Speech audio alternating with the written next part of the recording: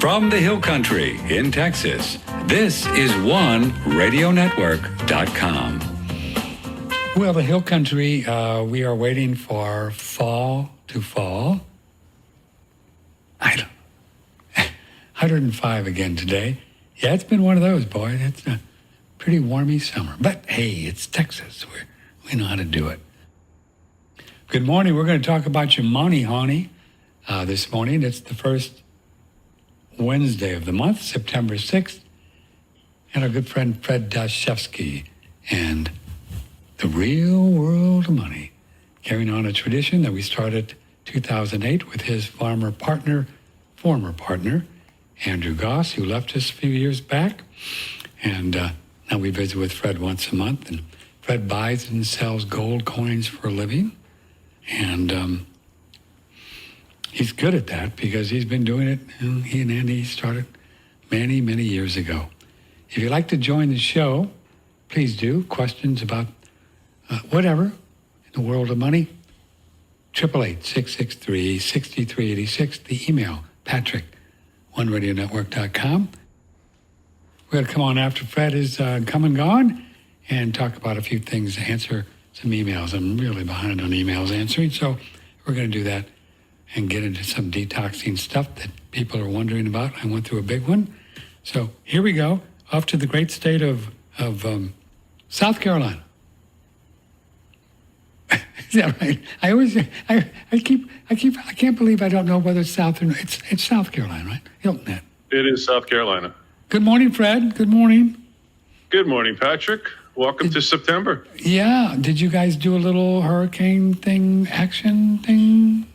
It turned out to be a kind of a nothing burger, which is good. You never know how these things are going to be, but this one passed us without any trouble. Yeah.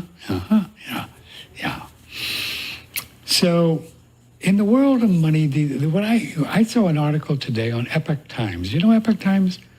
Epoch Times. I've seen them. Kind of interesting. They say federal deficit to double to $2 trillion, even as Biden boasts deficit cutting. Now, wait a minute. It's not possible that the deficit could actually double in 1 year. I mean, can you explain to us how that could possibly happen? Yeah, how is it possible the government could spend more money than it did the year before? It's hard to understand. No, so all sarcasm aside, the government is bleeding money at an ever-increasing pace, not only because it's trying to compensate for the still remaining lagging economic environment that we had through COVID, but also because of the payments for economic stimuluses that went out. And of course, the Federal Reserve has continued to raise interest rates, which means the cost of all the money that the government is carrying as debt is growing. So the government is spending a lot more money trying to create all sorts of economic environments that will help stimulate the economy. Their inflation-fighting economic plan have all cost the U.S. population trillions upon trillions of dollars. These are all exacerbated efforts by a government to try to move an economy forward through government intervention. And the only way they can do that generally these days is stimulus. So spending money and interest rates going up, the deficit has doubled from a year ago. And the government is out of money again today. So when you say stimulus, does that mean just spending in general, Fred, or does it mean money printing by the Fed, or both or both? Yeah, I mean, you have to combine all these things because in the end, if you're doing an accounting balance sheet, you have to add up all the income and all the expenses. And unfortunately, the government is spending more and more money every year, faster and faster, but their income is not increasing at the same pace. They're not generating this revenue through increased tax revenue or by slowing down government spending on the other side of the ledger balance. They are instead spending and spending and spending. And they've had a slowdown in the income level coming into the Treasury because during economic slowing periods, the revenue that's generated from taxes also slows down. So they're fighting a problem on both sides. They're having an increase in the amount of spending and a decrease in the amount of income that they're bringing in. It's a pretty bad combination for a government. And of course, now the debt limit has been hit again. This short-term solution that we came up with a few months ago, I think we had talked about in the spring, that was supposed to actually carry us through to next year, it really runs out this week. I mean, we have till about September 30th for the fiscal year to roll over. And if the government doesn't come up with a continued resolution, a CR, to push us forward until Congress can get their act together, we're going to again potentially look at another government shutdown. But we know that they always, don't they, Fred? They always kind of come, they do something, right? But they did shut down one or 2 years, didn't they? They did shut down 1 or 2 years, if I remember. They've done it, and it was disastrous. Politically, it becomes a real nightmare because each party blames the other. And, in an environment where they should be working together to kind of come up with a quick solution, because they do know in the end, I mean, you're absolutely right. They always fold. It's not like they're really going to allow this to occur. And if they do, it'd be a short-term thing. They're going to raise the debt limit, which is, again, this is money that's already been spent. This is not new revenue that they're looking to allocate.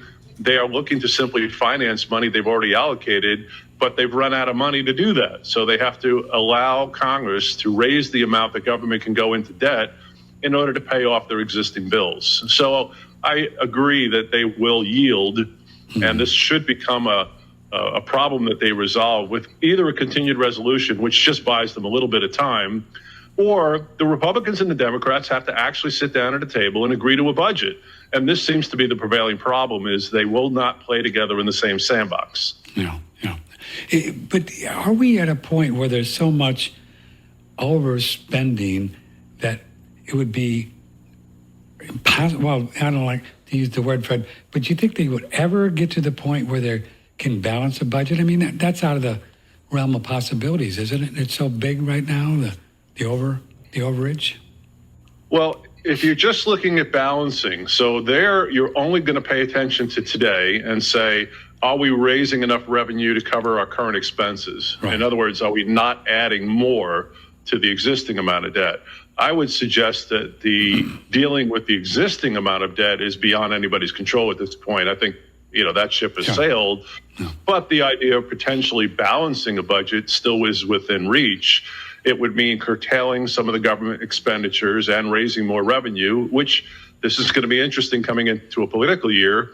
But, they would have to raise taxes. And, what politician wants to be the guy that comes forward and said, okay, we can balance the budget, but it means you're going to have to pay a lot more in that check that you write to IRS. And all the corporations are going to have to pay higher tax rates.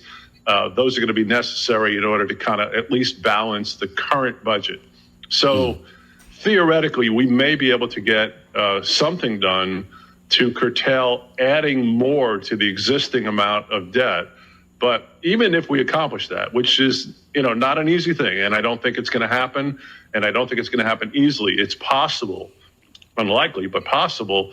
Even if we accomplish that, though, we're not really addressing the fundamental problem, which is this boatload of debt that we're sitting on and interest payments that are now larger than what the entire national debt was back in the 1990s.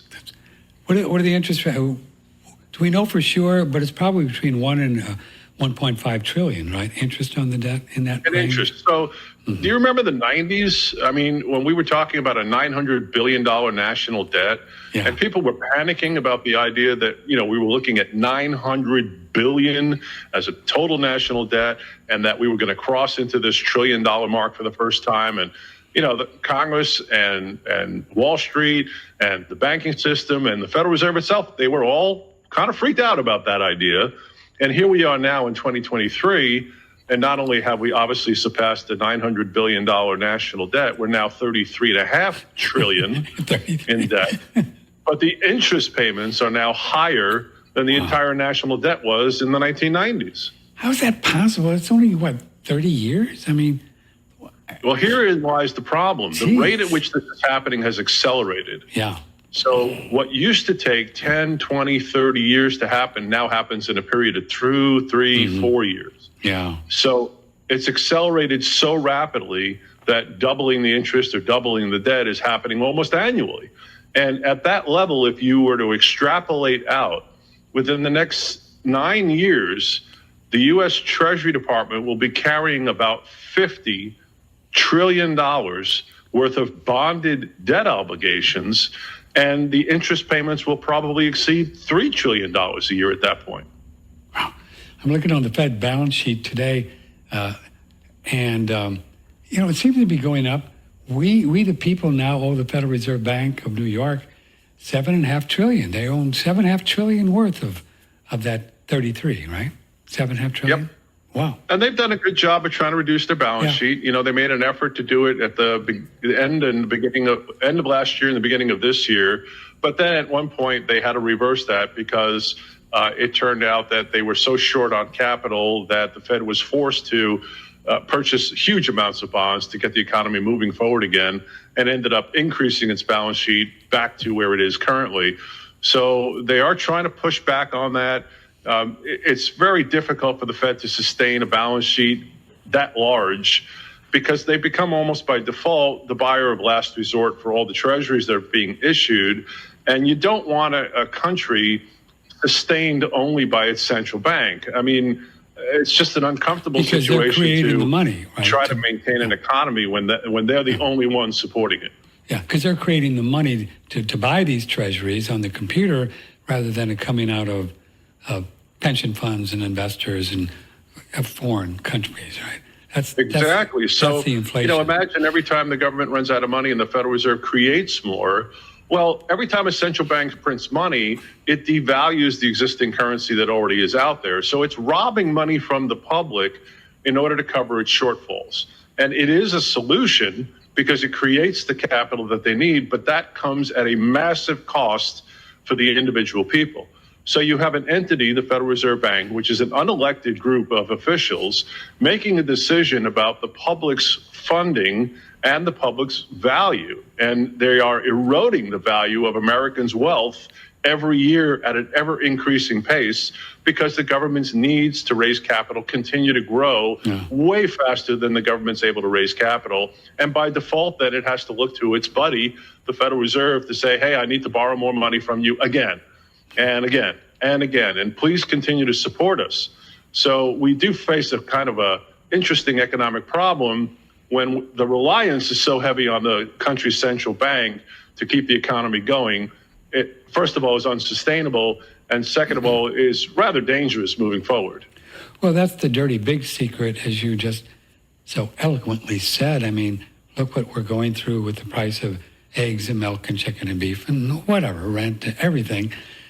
That's because there are more dollars, right, chasing the same amount of goods than they were 2 years ago or 3 years ago. A lot more dollars. I mean, not just a small amount, but literally trillions more have been added into the economy. And every economic slowdown has been dealt with by a response to create more capital, as opposed to a government intervention through other means. So, for example, back in the day when the debt was only $900 billion, only $900 billion. That's hard to believe. Right? Wow. So at that point, there was a possibility that the government could have said, okay, here's what we're going to do. We're going to make a significant, real deep cut into government spending. We're going to have to reduce our spending on government services. We're going to have to push back on, all the obligations that we have. And we're going to have to raise taxes significantly. But at least we can address the problem. At this point, I think that is past their ability in terms of trying to make judgments based upon, can we raise taxes enough to fix the problem? No. Can the government slow down its spending? Well, not when it's increasing its deficit by 100% year over year. I don't see that likely either. And the need for the government to raise capital over the next 5 or 10 years is going to go up quite a lot. So unless they find some new method, maybe start taxing aliens on other planets. There's just not enough money out there in Americans' pockets to sustain the need that the government is currently using. Sylvia writes in, thanks for having Fred on. I've been reading from time to time that they are looking at making some changes in Social Security. Do you think there'll ever be a time when I will have my Social Security cut? I am 74 years old. Sylvia's 74. That is a really hard problem for the government to face. So one of the biggest holes that it has in its deficit spending is in the hole that it has in Social Security and the other government trust funds. So there has been a standing promise by governments for decades to not touch Social Security. It's the third rail of politics. We're going to leave it alone because these older retired people The mentality is that they deserve to be able to get the money that they paid into the system for all these decades up to this point, and should not be at the end of the line cut off because the government ran out of money. It's not the public's fault that the government screwed up. No, so why should the public have to pay for it? Right. But in the real world, the government has a limited number of choices for how to curtail the bleeding of the amount of capital that it's spending. And one of those things it could revise would be how it pays out Social Security. And cutting it, again, I don't want to be the politician who has to come to the American public and say, hey, vote for me and I'm going to cut your Social Security payments because we need to fix the government's bigger problem. No one wants to hear that. They're not going to hear it. Yeah. So I think it's unlikely that we'll see that. You've raised the issue of means testing in the past, and we've talked about that as a potential issue. I think that's one method. You can only imagine that Congress has hammered this out year after year. They've all sat around and asked the same questions. How do we do this? Is there a way that we can reduce our obligation in Social Security, but not screw over all the older people who contributed to it for all their life? Yeah. How do you balance those two things? In that regard, I'm reading a little bit more here and there on little blogs that they're thinking about doing something to the younger people, cutting this, so they're going to be paying in the same amount, but not, getting back as much, and trying to hit the kids that don't know what's going on. And that could be something that they'll try to do, the younger. Sure, and that'll help 20 years from now, or 30 years from now when those people hit retirement. But what happens in the meantime? How do we deal with the next 5 or 10 years? We still have this massive demand for capital and an aging American public. So the demand on that Social Security balance sheet is going to grow as more people are going to be looking for this capital that they've invested. And if the government doesn't have it, the only opportunity that will be available will be to print the money to make good on the obligation, which again, short-term solution, yes. Long-term problem, sure, because again, every time a central bank creates more money and the economy has not grown substantially to absorb that, you are devaluing the existing currency. And people are really experiencing this now because as we've been talking about, the rate that this is happening has increased so much that the gap between what the government is trying to tell us inflation rates are and what people are actually experiencing in their real life, the anecdotal notes that we get from people every time someone goes to a supermarket are the same. Prices of everything continue to go up. They're spending more and more money getting less and less food, and it is a perpetual problem that is not dissipating and is likely to get far worse. So we are now, the Fed is now raising interest rates. So they continue to believe, Fred Dashevsky, that this is going to somehow slow the rate of inflation of meat and milk and stuff going up. Is that paradigm even realistic? I mean, just raising interest rates on, and this is just bank interest rates, right, which they control, credit cards and mortgages and mortgages and so everything like that. I guess that does slow things there's down definitely a an little impact on an economic environment when the central bank raises rates. And it does work as a mechanism. So you can effectively slow an economy down, which is one way of curtailing inflation. So in reality, the only way to really beat inflation back is to stop printing money. Yeah. But I think we can all agree that's just not going to happen because the government is spending more than it takes in. That problem, unless it gets fixed, continues to just pile on to the existing amount of debt and subsequently, of course, the amount of interest we're paying on what we're carrying. So in theory, if the government could stop creating additional money and allow the economy to continue to grow, we could absorb some of this capital and the inflation would dissipate. The other way to try to address it is to try to slow down the amount that you and I spend. And the best way for the Federal Reserve to do that, their mechanism, is to make the cost of borrowing that money higher. The thought process being, we'll spend a lot more money if the money is cheap and available to buy, which is exactly what happened to the real estate market when rates went below 4% for a mortgage. The real estate market exploded because everybody was suddenly able to afford the home they couldn't before.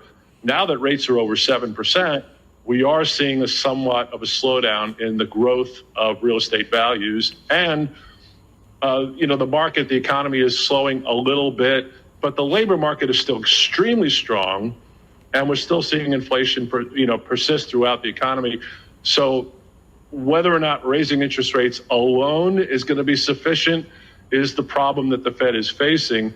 And also, to try to balance this problem, the other side of this is that they can't raise the rates too much, because although you might think, well, why don't they just crank rates up to 8 or 9% and stop the whole economic environment from moving forward, and we won't have an inflation problem? Well, okay. But then what did you create? You create a recession. Now you're creating an environment where the economy isn't moving, and other businesses can't get forward and make more profit because no one's spending any money on anything. Everybody has kind of, turtled back into the shell. So somehow the magic deal is to find a balance between raise the rates enough to fight back the inflation beast, but don't go too far to tip the scales to send the country into a recession. And that balance, that tightrope walk, is what the Fed has been trying to deal with all year. So it continually waits for these economic numbers to come out, the job numbers and the labor numbers and the industrial supply manufacturing numbers. They keep reviewing all the data. And Chairman Powell keeps reviewing it and making his judgment based upon the news and saying, okay, well, based upon this, it looks like we're winning the inflation fight. We are gaining ground. We're making a little progress. But again, they're making progress by slowing the economy down a little bit. So there's a little, they call it disinflation. And again, not to get into crazy terminology, but it just means that the inflation rate is still increasing, but it's increasing a little slower. That's about the best can hope for right now. Yeah. If you care to be on the show, you can call 888-663-6386. We're live here, 6th of September, 2023. Fred Dashevsky, his company is U.S. Coin Capital with an O, and we're going to talk a bit about the best way to get involved with buying some gold and silver coins in a few minutes here. So, the idea that when your mortgage rates now, which just a few months ago was at 4%, right? Now maybe they're 7 or 8, and you double that. Doesn't that make the monthly payments for many people at such a level that they can't even afford to get into these homes that are going up in price because wood is going up and labor's, all that stuff?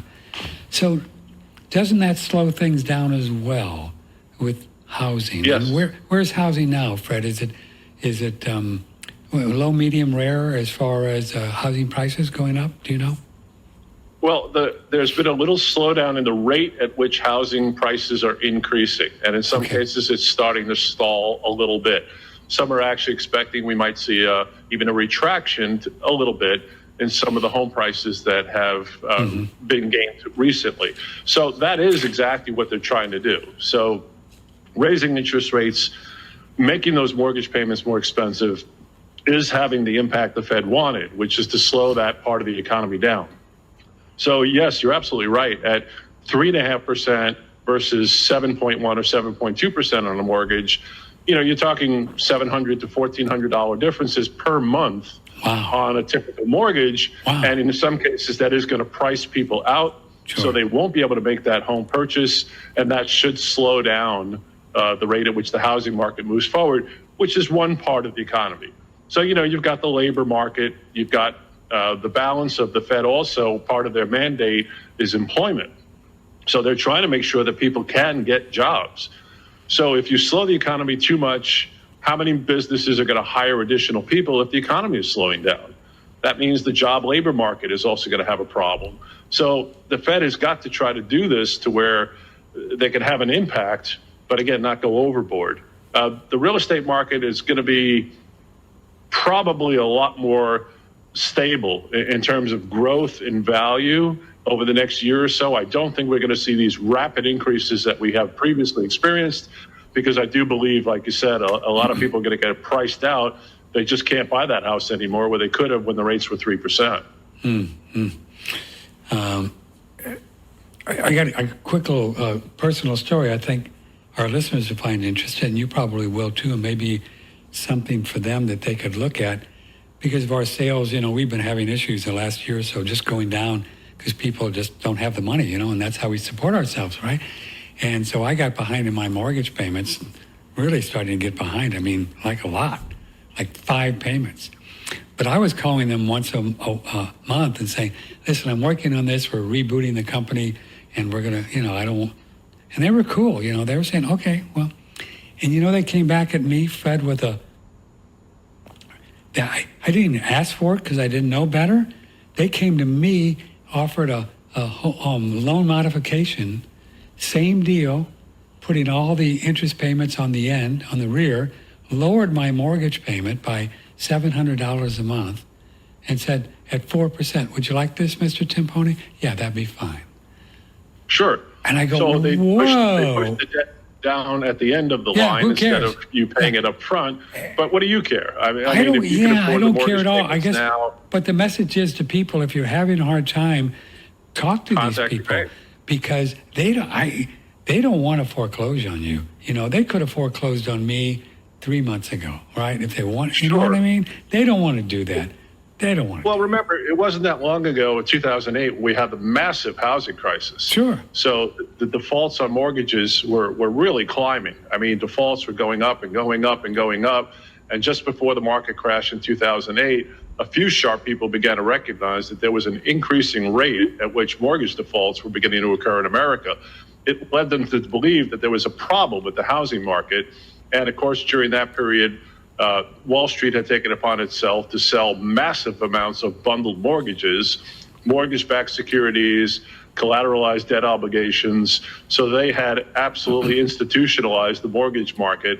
And it got to the point, of course, where so many defaults were beginning to happen that not only did it affect the banks, but it began to affect the entire economic markets because this began to filter through everything.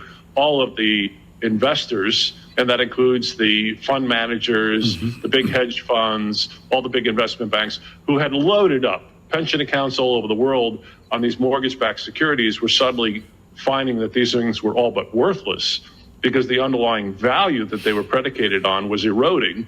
So the last thing the banks want to revisit is the backwash of financial default. Wow. Because what does the bank do? So now the bank ends up with the property. Okay, maybe it covers the fact that, you defaulted on your loan, but now they have to deal with it. What do they do with your property? Now they're going to put it up for sale when interest rates are 7+%, and they have to find somebody who can afford to make that mortgage payment. And what if they can't? So what happens now? Now that price of their property is going to go down, and you're going to find this whole spiral. They don't want to go through that again. Yeah. So they're going to work with you folks. So if you're behind, talk to them, call them and say, I want to keep my house. What can we do? Can you do something for me? And you'd be surprised. I was just really pleased. I mean, it was like angels. Well, sure. I mean, it's in your best interest and their best interest to be able to make an agreement to where at least there's money coming into them on a regular basis. Sure. And they know they don't have to take this property back and try to resell it. It's like, oh, thank goodness that's off the table. And we've got Patrick back in the fold, and he's making payments, and we'll just tack on all the interest and everything that he didn't pay on the back end of the loan. So, instead of your loan expiring in 10 years, maybe it'll be 12 years. You'll pay an extra couple of years of interest payments or whatever to make good on it. But that is a better option for them than to have a backwash of properties hitting the banks, because the banks are struggling as it is. When interests were down at, Fed funds rate and low rates at 2-3%, the problem was most of the investors in the country became kind of hesitant to leave money parked in the bank because there just wasn't enough interest to make it viable. So they began to move money into mutual funds or anything else that they could do that might produce a better yield. And that left the banks kind of struggling. And it forced some of the banks to creatively raise their rates to try to draw more capital in. And unfortunately, that blew up on them as rates continued to go up. And, it becomes just one of these problems that continues to roll over from one portion to another. But we are in a very tenuous environment right now because, again, with the amount of debt and deficits that the government is currently addressing, the financing of these problems is becoming so expensive that when they make a misstep and a mistake, it really ripples through the whole economy. So we're teeter-tottering on potential problems left and right. And I believe the only solution is going to be in the long term. We're going to watch a money supply growth that we've never seen. If you think it's gone up a lot in the past 10 years, Really? if we're, God forbid, still talking 10 years from now, Patrick, we're going to be laughing at how 33.5 trillion looked like a big number. Yeah. So then that's a good segue into buying gold and silver, right? If we believe that our dollar is going to lose more buying power moving forward, which we do because of what you just laid out, gold and silver is the only real money we got going, isn't it? Last time I checked. It has to be something now that's included in people's wealth. You cannot ignore anymore the rate at which money is losing value. Back in the 90s, when we had $900 billion in total national debt, gold was $400 an ounce. I remember. I mean, the rate of inflation at that point was slow enough that a lot of people didn't experience it in real terms. They knew it was there and it was doing what it does. It was eroding the value of their capital, but you didn't see it on a day-to-day basis as much as you're seeing it now. And the reason you're seeing it now is because the rate at which we've printed money the past several years, it's just exploded. So they can't hide the inflation problem anymore. And the more that people become aware of it, the more people start scratching their heads thinking, okay, well, wait a minute. If this is a persistent problem and we are going to experience a loss in value in our paper capital over the next few years, and nothing can change that except perhaps the rate at which it happens, I need to counterbalance that. So people who are holding large amounts of cash, and there's literally trillions and trillions of dollars being held by the general public right now because no one knew who had capital what to do with it. You didn't want to park it in a CD that paid, 4%. You pay part of that in taxes. You take out the inflation rate. What are you left with at the end of the year? Mm-hmm. So it becomes a big problem. And I believe that people, absolutely need to make sure that they secure a portion of their wealth going forward the next 5 or 10 years in something that gives them a fighting chance to retain purchasing power. And gold and silver have continued to increase in value as the paper dollar's value has been eroded. And since the central banks continue to print money at an increasing pace, the rate at which gold and silver is increasing is also likely to go up over the next 5 or 10 years.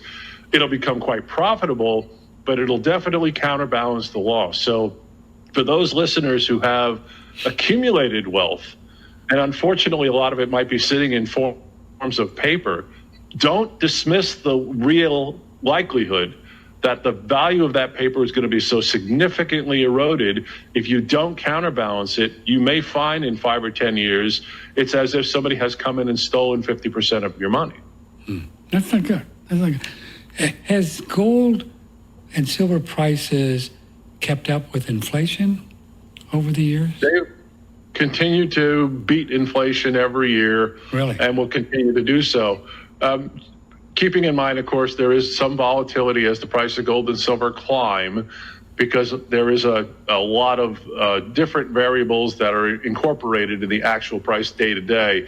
But if you chart gold going back 5 years, 10 years, 15 years, 20 years, it has consistently been increasing at a rate that meets or exceeds the current rate of inflation.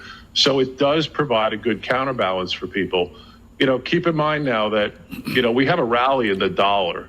And I find that exacerbating because it is a technical issue suggesting the dollar's relative strength increasing against foreign currencies. But what that doesn't translate to is you and I actually getting more for our dollar. So when they say the dollar is stronger, so, it crossed over 104 today. It was almost up at 105, the highest the dollar has been because China is slowing down. So China slows down, their currency goes down against the world's currency, makes the dollar look better, our currency is elevated. But did that benefit Americans? No. I'm not getting more goods and services for my dollar than I was last week because the Chinese yuan has gone down in value. So this false pretense of a quote-unquote stronger dollar, yeah. I just think is a bunch of nonsense. And people should not be misled. But when the dollar goes up, even if it's temporary, there is a translation of the price of gold because gold is denominated in U.S. dollar terms. So if you were outside the U.S., when the dollar in the U.S. gets stronger, gold has become more expensive in these foreign currency terms but cheaper in dollar terms. Anytime that happens, I think people should take advantage of it and just add to their position. So gold is what now, 1900 something this morning? 1930, give or take? Yes, something like that. Has gold been over 2,000 before? It has? Yes. Did it stay there very long? No. It's crossed that mark a few times. It's held up there for a month or two, and then pressure came to the markets and squeezed it back down a little bit. And then again, various things have happened from time to time. The dollar has rallied, gold has gone down. The dollar has dropped, gold has gone back up.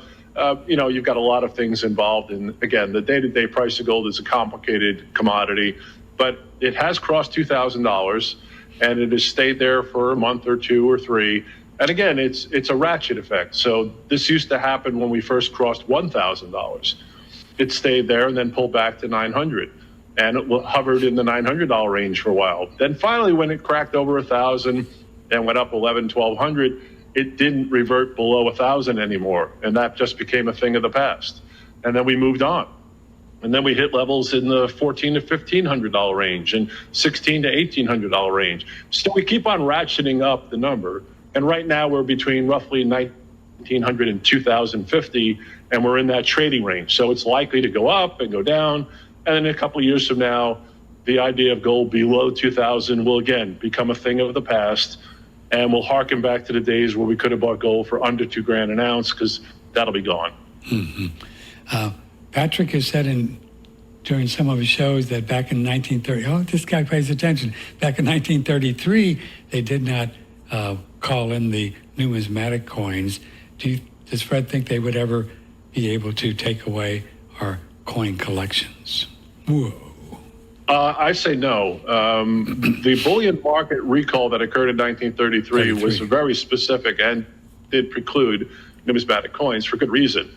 The idea was the Treasury Department had an obligation to create capital only when there was a sufficient quantity of gold to back it. So in those days, when you had an economic crisis like the Great Depression, you couldn't resolve it by simply printing your way out of it. And the problem was the Treasury simply didn't have anywhere near as much gold as it needed to create the amount of money necessary to kickstart the economy after the Depression. The only way it could solve the problem was to ask the public to provide the gold by willingly give up their own gold reserves and supply the U.S. government with gold, and then the government could turn around and create the additional amount of paper money to move the economy forward, which is exactly what happened. Today, we don't have a gold-backed currency anymore. So the likelihood that the government would potentially come back and say, in order to solve the current economic crisis, we need more supplies of gold because we have to have that to print money, that's no longer the case. They don't need gold anymore to print money. So there's no rationale for any kind of gold recall. But if there were ever to be any kind of government intervention in the world of gold and silver, it would definitely be limited to the bullion market, which is under their umbrella. They have full control over those markets. That's why they're federally regulated. That's why the bullion markets require us providing information like Social Security numbers to the IRS when people sell it to us. We have to follow any money laundering rules for those people that participate in buying and selling gold bullion. None of these things apply to numismatic coins, which in my opinion make more sense anyway, because not only are they made of the gold and silver itself, but they're also fixed in their supplies, since the production of gold coins as currency ended in 1933. We have not minted a single gold coin to add to the supply that investors hold since Roosevelt was president in 1933. It's almost 100 years ago. Not any gold or silver. Well, they did silver coins up until 64, right? The dimes and the quarters. Correct. Yeah. So they try to pretend for a while that they were going to sustain something against the U.S. dollar because we'd made agreements around the world that countries were forced to stockpile the U.S. currency. And in doing so, they did it because that was backed by gold. It provided them security, especially when the foreign countries were experiencing economic problems of their own. So the U.S. dollar looked great. So up to 71, we still supported metal against the dollar, even though the public couldn't ask for it anymore. Since 1933, we still had a gold-backed, silver-backed currency up to 71. and continued to make silver coins through 1964 that the public were able to accumulate. And I remember in 1965, the first year we had non-silver coins, a lot of people started to speculate, and there was no difference in value. Then a quarter was a quarter, whether it was made of silver or not. But it didn't take more than a couple of years for the two to start separating. The silver quarter started to become worth a little bit more than that quarter that was weighed without the silver. And over the years, of course, that has grown to where now that silver quarter is worth 10 times what it was then. And the other silver quarter that was made of non-silver, is worth maybe a nickel. I remember in the early 70s when Nixon took the dollar off the gold standard, where foreign countries couldn't exchange their dollars for gold any longer, correct? That's what he did. And then remember when we had the Arab oil embargo and gas lines, I remember in St. Louis when I was at a radio station there, and they blamed it on the Arabs that they didn't want to sell us the oil. But the Arabs didn't want our stinking dollars anymore, right? I love that. It was a pushback, all right? Yeah. So it was one of the first efforts of the U.S. to weaponize the dollar. Yeah. So we used it as a tool in terms of utilizing it to push back against what we felt was improper methods of the oil-producing countries controlling the price of oil, which at that point we were big importers of. We weren't producing enough. We had to import a lot of oil. So we were subject to a need for the oil coming from these foreign countries. So, when we turned around and said, thanks for stockpiling all of those nice paper dollars that were gold-backed, and guess what? They're not anymore. So the pushback came from the oil-producing countries, raising the price of oil, and of course, reducing the production to choke us. It was, again, the first efforts for weaponization of the dollar, and we've continued to utilize that tool. And every time we do it, historically, I've looked at it, it constantly backfires. I don't know why they continue to try to use the dollar as a weapon. It never works. Never works. It always ends up biting us in the ass because somehow or another, even though it seems to solve a short-term problem, it creates a bigger problem. So, for example, there's a lot of arguments that are sending our military into the Mideast during the wars, the Gulf Wars, exacerbated the amount of terrorism because we created an environment where more people disliked America because we put our troops where they didn't belong. We didn't pull them out when we should have. And, they took that wrong. So these things backfired against us. And recently we've attempted to use the dollar as a weapon against things we don't like. But it's starting to backfire. Now there's this growing effort of, what they're calling de-dollarization. Which is part of what's happening, making the efforts for the BRICS nations, for example, to get their act together. And again, I don't think this is going to have any kind of immediate impact on the U.S. dollar's value.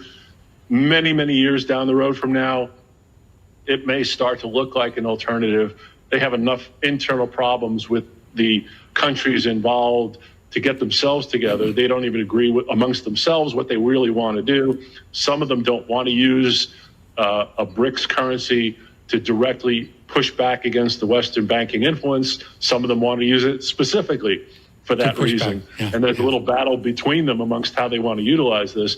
But the idea of this existing is stemming from the fact that we are trying to utilize the dollar as a weapon. So we curtail Russia's access to SWIFT, for example. We cut off their banking systems. We take away money that they have stockpiled in U.S. corporations and U.S. banking systems, and we cut them out. So they push back.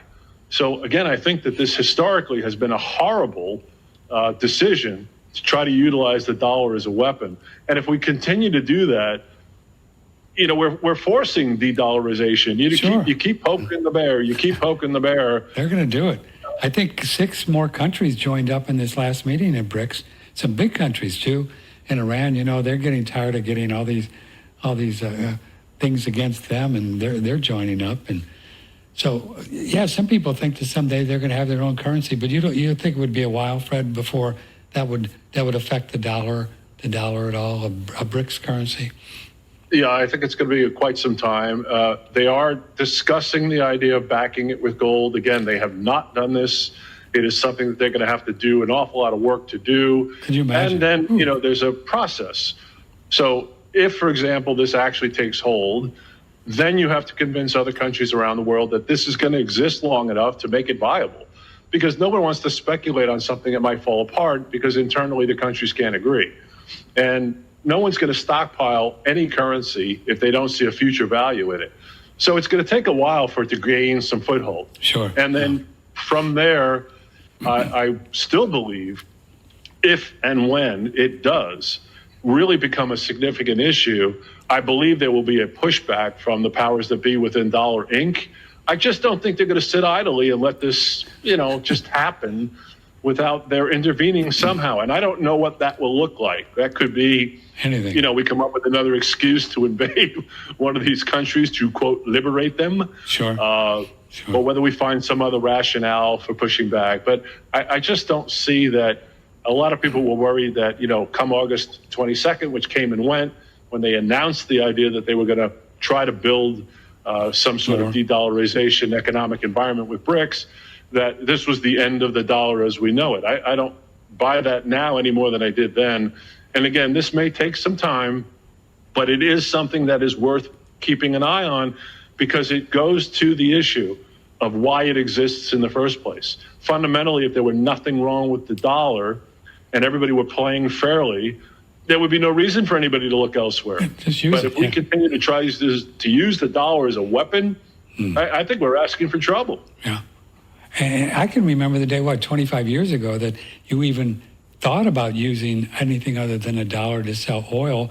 They would liberate you. But now everybody and their brother is selling it for whatever they can get away with. And the United States doesn't seem to have the juice to stop them any longer or care, Well, it's part of the problem. So, yes, at some point, when you're stable, you're a strong man, you can push back against the weaker players. But if you're losing strength and suddenly, there are guys that are, not that much weaker than you are, it becomes a little bit more of a problem. So, when countries are going to make the argument, well, what's so great about the U.S. dollar? We may be the best of the world's currencies, but let's take a quick look. You have a $33.5 trillion bonded debt of a country that can't raise enough capital to even pay the interest payments on its debt. Where are we? Are we really that strong, viable currency that everybody should, pour their capital into and believe in going forward? That's becoming a question. So the more of this nonsense that goes on with Congress and deficit spending and printing money for every economic solution, the harder it's going to be for the U.S. to take that position that we should be the default currency of the world. So this has been slowly eroding, right? Slowly eroding. Yes. And it seems like it's picking up pace now with Biden and the whole crazy stuff with going on and, all this stuff. And yet the dollar is rallying against the world's currencies, right? It's so bizarre. So again, I really take issue with the idea that there's strengthening in the U.S. dollar. I think it's a bunch of nonsense. Because, again, it's all relative. And, okay, we look better than the world's other currencies. That doesn't make us a strong currency. It just means by default, everybody else is in the crapper, and we're hovering around the bowl. We haven't fallen in yet. And the foreign countries, they've not really unloaded a lot, like China, or have they? They've been pretty steady with their holdings of treasuries, about $1 trillion or whatever. Not a lot. Yeah, they're not unloading. There's really no rationale for them to do that. No. I think Japan a few years ago had looked at potentially selling a good portion of their U.S. bond holdings. The conclusion they'd reached is if they had sold 50% of what they held, it would have had an impact on the rest of the bonds. It would have driven their value down so far.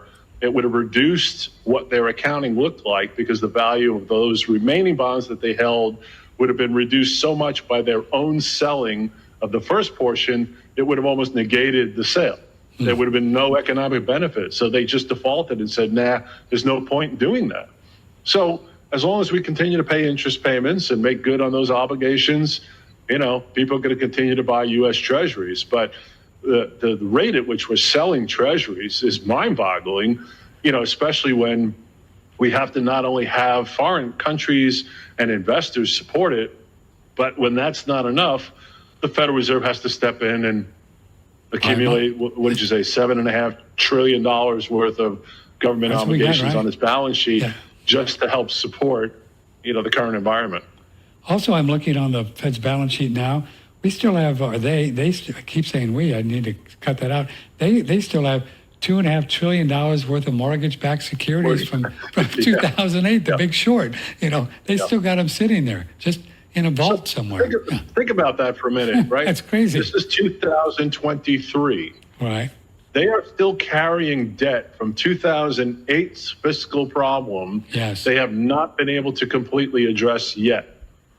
The problem now is so much bigger than it was then, and yet they haven't even been able to address what they did in 2008. So how far down the line will we still be dealing with what we've done the past couple of years? Because what we did since COVID, 2020, 2021 to now, has been the most rapid increase in the amount of debt, deficit spending, and government increase in money supply ever experienced in the nation's history. I think 20 years from now, the Federal Reserve will still have on its balance sheet crap that it's been buying the past couple of years because it still has not been able to successfully unwind what it had to do in order to solve the current problem. And this becomes a default issue. The Fed becomes buyer of last resort, supporter of the economy of last resort. How long can a central bank sustain that position of being the only thing that supports an economy? It becomes very problematic. Well, so I've often wondered, though, if they just created the dollars like for those $2.5 trillion, Fred, which they did, and gave to banks to buy these mortgage-backed securities, the Big Short, why can't they just, poof, hit the delete button? And they didn't pay anything for them. I'm kind of confused on how that works. Does it just they bought it just a lowers their security from the credibility? banks. Yeah, they bought these from the banks, right? They bought it, right? So I buy it from you, you give it to me. Now I own it. Right. So you've gotten paid. So you're the bank, you've gotten paid, you're fine. But now I've got this piece of crap sitting on my balance sheet. Now what do I do with it? I either have to carry it or sell it to somebody else who's willing to buy it. Why can't they just delete it? No one wants to touch it. Why can't they just delete it if they created the money to buy it? I'm confused about that. Why can't they just... Well, because it is an obligation that's out there. It is a debt instrument. It's like a bond. The Fed has a couple of choices when it comes to bonds. I mean, it can sell them, it can buy them, it can let them roll over and expire. But at one point or another, it has this obligation on its balance sheet. Again, I've bought this debt instrument from the bank. Right. I now own it. So it is now an asset, theoretically, sitting on my balance sheet. And I have to address it at some point. So, the Fed can't simply dismiss its obligations any more than it could just turn around and say, well, we have $7.5 trillion worth of crap and we just want to write it all off. They really can't do that because it's too much of a gimmicking of the game. It pretty much means that they're not playing fair anymore. It just tells everybody it's kabuki theater and it doesn't matter and whatever. Yeah. I see. And if they get to that level where they're not even pretending anymore, who else is going to have confidence in buying government debt going forward? God. And remember, the government has a real big need to continually have customers to buy its debt instruments. That means it has to sustain at least the image that there's rationale for the dollar to survive, right? But the whole thing is just a fairyland anyway. You know that. I mean, you studied this long enough to know it's just kabuki theater. So I guess they get away when with... you look at it because the numbers are insane. I know. Again, when there was a time where this was addressable, it was disconcerting, but now it's just out of control. I never thought this until about a year ago. I finally reached the point where I had unfortunately concluded I don't see anything else left anymore than to simply print money to resolve the current environment. And this presumes over the next 5, 10, 15 years, nothing else happens that adds to... And that's not going to happen, right? And that's not... We can't make it through 6 months without something happening. So how are we going to possibly go another 5, 10, or 15 years without any other issue that's going to create, additional revenue needs for the government? And boy, I wouldn't be surprised. I don't want to see it, but if these people don't want to just, make this war with Russia more authentic, and say we're just going to do this thing, and they're doing it now, just by supporting NATO and sending billion. Did you hear that this morning? Another $1 billion. Yes. this money, who knows where it's going? Oh, man. Well, it's down a black hole. And, Just terrible. again, Terrible. spending all this kind of capital, it becomes really a method for them to try to sustain some sort of semblance of reasonableness going forward. So, okay, we're going to choose to support NATO. This is our pushback against what Russia is doing in the Ukraine. So this is our way of battling this. But I think you're right. I mean, again, you could easily see how if this problem gets out of control and we can't fight it economically, how we would come up with an excuse militarily to have to intervene. Yeah. Oh, they could just do some false flag in Poland or something. They could do it in a heartbeat. And they would. I mean, they blew up the pipeline. They would if they wanted to. It's crazy. Right? They could do anything to create the environment. I mean, look at what happened when it got to a point where we had to start dealing with issues coming out of the Mideast.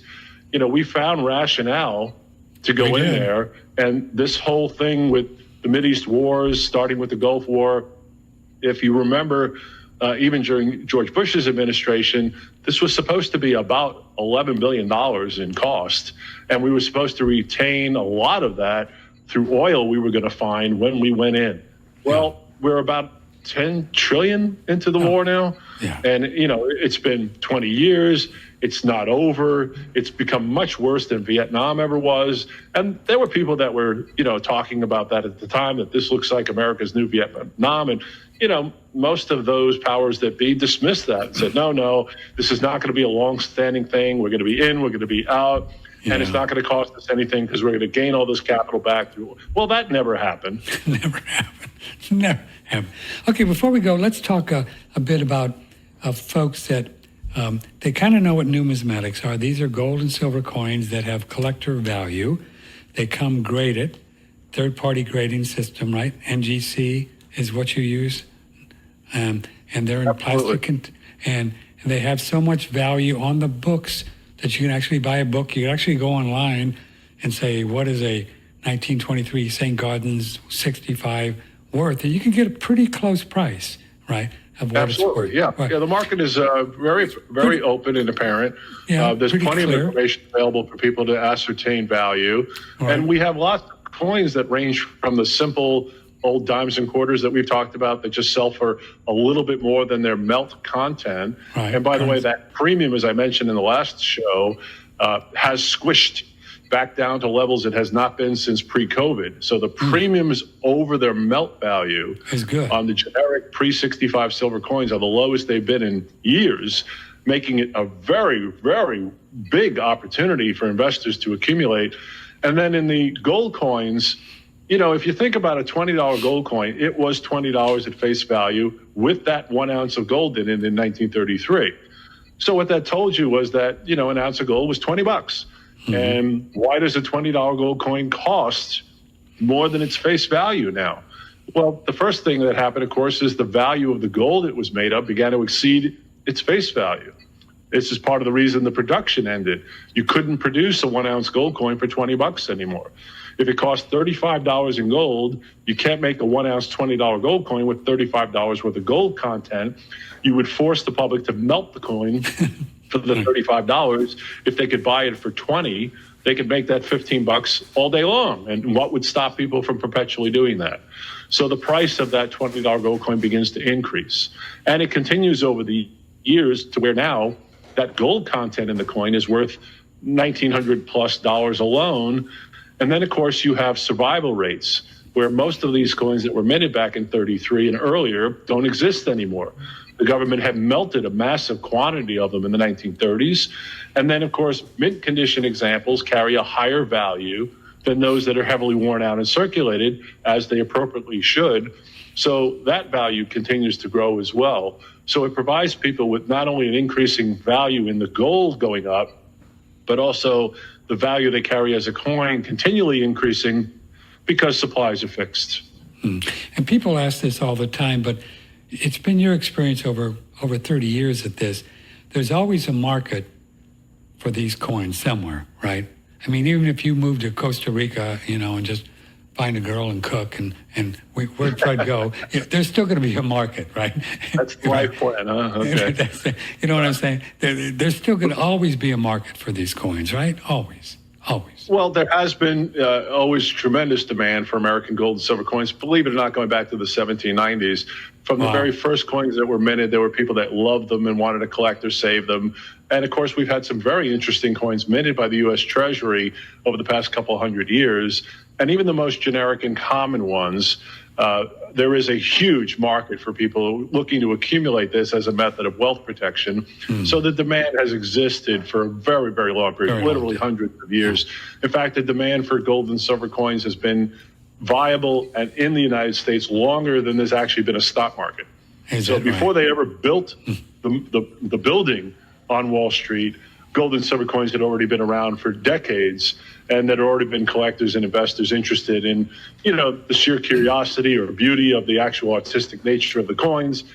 And those that are extremely rare, as a good example, have continued to grow in value. So when I first started in the industry, there had never been a coin that had broken the $1 million barrier, and they had argued at the time there probably never would be. But we have now more than 250 coins that have crossed this $1 million barrier, and dozens that have now gone over 10 million. So obviously there is interest and demand for these rarities, or these never would have gone up in value to the levels they've achieved now. I remember when we went back at the auction for the 1933 double eagle $20 St. Gaudens, which was a one of one, so the ultimate in rarity, and it had sold at the time for $4.3 million. And of course, that was a record. And then resold again for $8.5 million a few years later, and then has recently, a couple of years ago, sold for over $12.5 million. Wow. So even the rarest of coins continue to increase in value, obviously showing there is tremendous interest and demand to own them, no matter what price they achieve.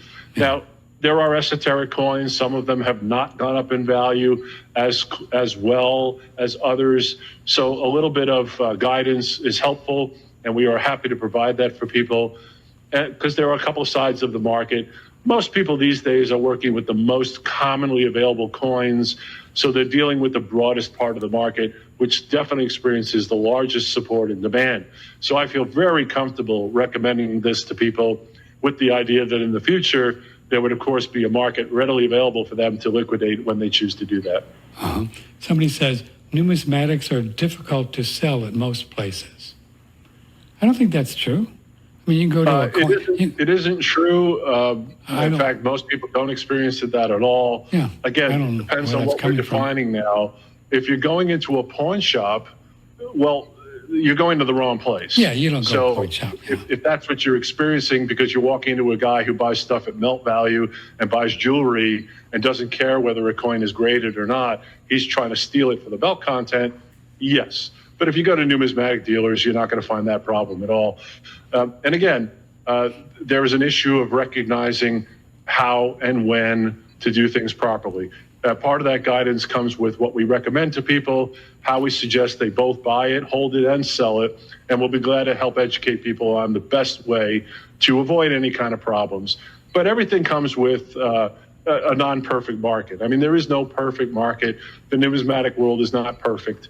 There are definitely going to be some issues where somebody may bring in a valuable coin to somebody, and that particular dealer may not be a willing buyer.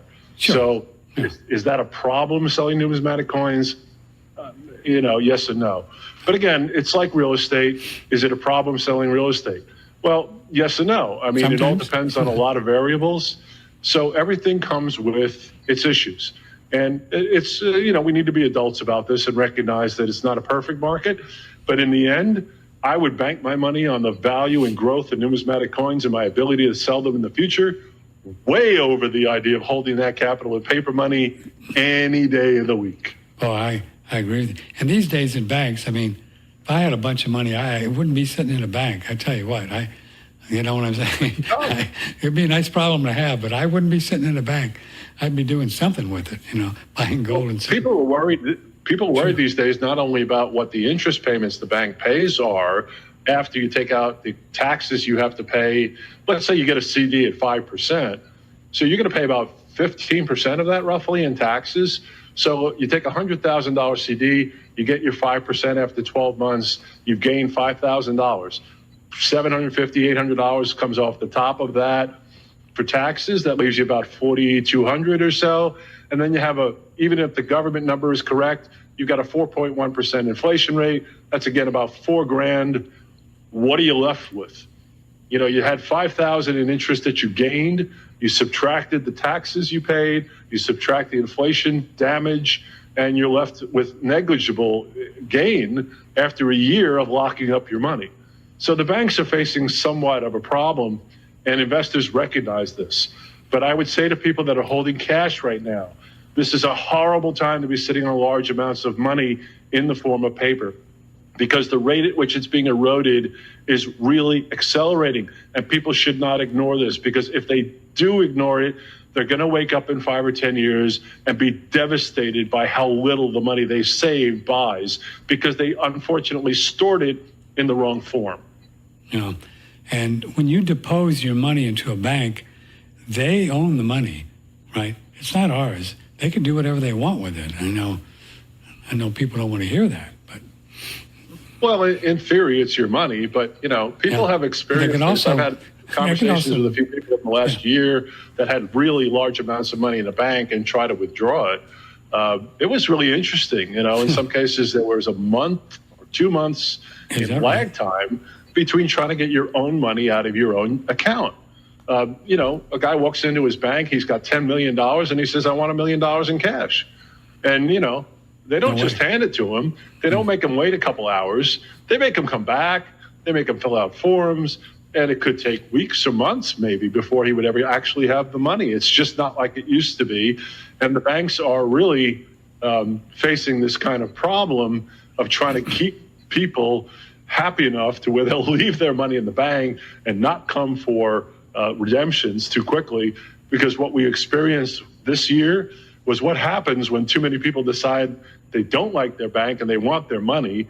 The banks were unable to meet the demand, and 4 or 5 of them actually defaulted because people decided they weren't comfortable. So the old days of, we used to think in terms of all the money that people deposited in their banks were sitting in those banks.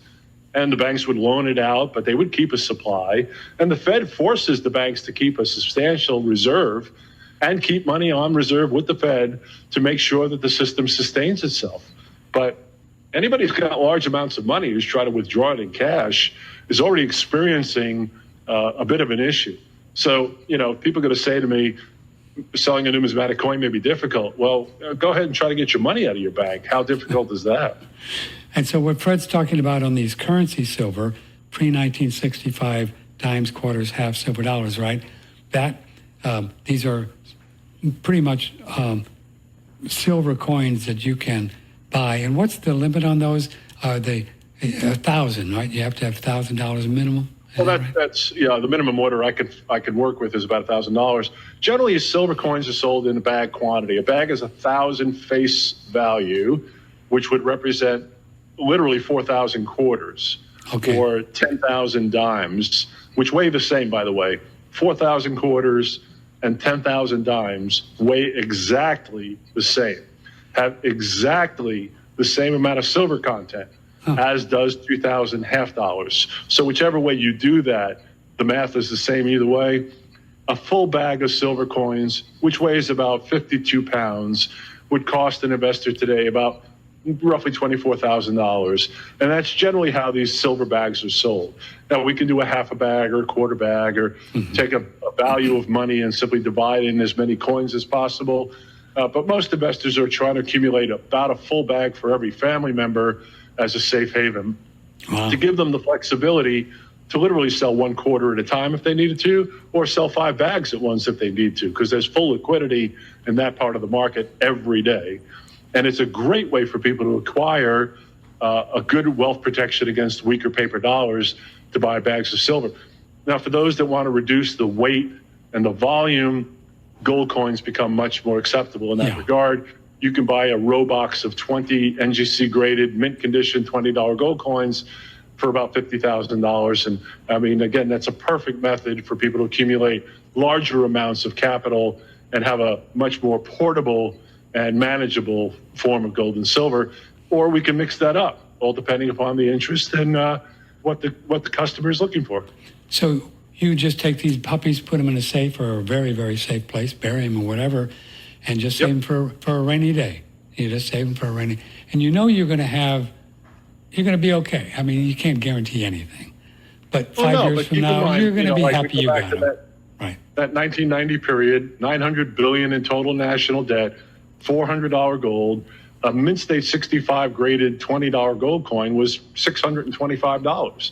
That coin today is about $2,650, wow. and gold is $1,900 an ounce. So, yeah, I mean, you're going to continue to see an escalation in value.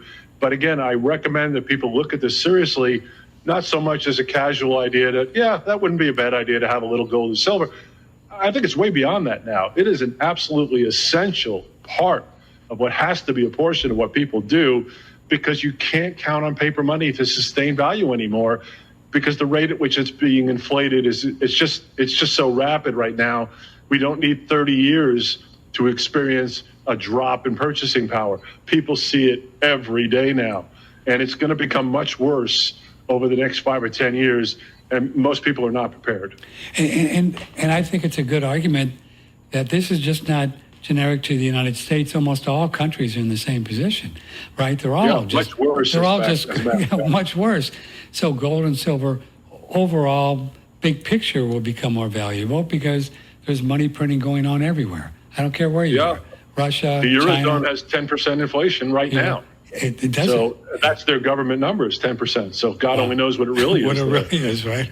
Yeah. Right? And here we're claiming 4.1% or 3% inflation is what Biden says. Yeah, Again, I don't buy the government statistics, but yeah, you can clearly see this is not just happening here in America, it's happening worldwide. All of the currencies are losing value. It's just that some are losing value against others more quickly, and therefore some appear stronger from time to time. But again, that's like you call it kabuki theater. Don't fall into that trap of believing the dollar has actually gotten stronger, because that's just nonsense. There's no. So here's a little stuff on Fred. Here's his phone number, 800-878-2646. It's US Coin Capital, CAPITOL. You can go to uscoincapital.com and look at, you have specials and fun things and just some interesting things about your company there, right, Fred, on US Coin Capital? I do. We have a couple of pre-made packages that people have been mixing, matching, and 3 of these, 4 of these, like a Chinese menu, that works, or one of whatever. And we change that from time to time. We do have some specials that go out via email to our existing client base, those types of things. And then people can just call us for more daily specials or anything that might be current that we haven't had time to post on the website. We've also been posting videos like this, clips of videos on our YouTube channel, which you can find us under US Coin Capital on YouTube. We've also re-added our Facebook page, which Facebook, they didn't block us. Our Facebook page disappeared about a year and a half ago, and they couldn't figure out why. It was a technical problem. It had nothing to do with content. Oh, good. And we couldn't recover it. We spent about a year trying to get Meta to fix it, and they're so convoluted, we actually had to relaunch the whole thing from square one. So our apologies to the 1,000 or more followers we already had, and we have to restart that whole process again. So we encourage people to come back and revisit US Coin Capital's Facebook page, like us again, and then you'll also see all the new posts that we put up on the page from almost every week. We put something up there just to keep people in the loop. Yeah, and I put some things about you from time to time on my page, as you know. And also you should have contacted me, because I'm generally in Facebook jail, so I was nearby. I was nearby. You could have called me, Fred. I would have helped you. Yeah, I'm always in trouble there. All right, Freddie, thanks so much. 800-878-2646 is Fred's number. And you have some folks there that'll talk to people. You have some time, right? Absolutely. They'll talk to people. You're not going to get... Feel free to give us a call. Again, we're happy to educate people about the basics. What is a $20 gold coin? What is a bag of silver? How does it function? How do we use this stuff? How does it make sense, and why does it make sense for people to accumulate gold and silver, and how it works within an overall portfolio? And we'll be glad to work with people to get them up to speed, educated, before they spend a dime. And if they're comfortable enough to work with us, we'll be glad to provide the product as well.